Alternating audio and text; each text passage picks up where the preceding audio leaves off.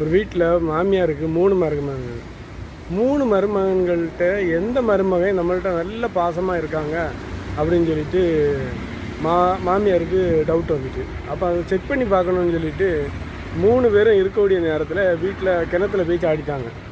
சாடின உடனே மூத்த மருமகன் ஓடி போய் சாடி மாமியாரை காப்பாற்றிட்டான். அப்போ அடுத்த நாள் உடனே மாமியார் என்ன பண்ணிட்டாங்கன்னா 15 லட்சம் ரூபாய்க்கு ஒரு கார் வீட்டில் இருந்துச்சு, அதை கொண்டு போய் மூத்த மருமகனுக்கு கொடுத்துட்டாங்க.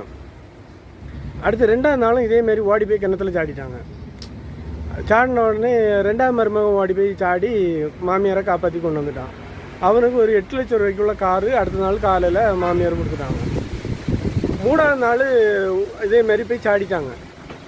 3ஆவது நாள் சாடின பிறகு கடைசி மருமகன் யோசித்தார், இனி இருக்கிறது ஒரு ஓட்டை இத்து போன சைக்கிள் தானே இருக்குது, இனி அதை நம்ம வாங்கி என்ன பண்ணுது, கிளவி செத்தா சாவட்டு அப்படின்னு சொல்லிட்டு பேசாமல் இருந்துட்டாங்க.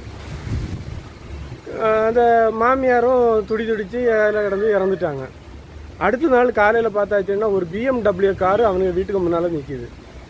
என்னன்னு பார்த்தா மாமனார் கொடுத்துருக்காரு கிஃப்டாக. ஒன்றும் பண்ண முடியாது.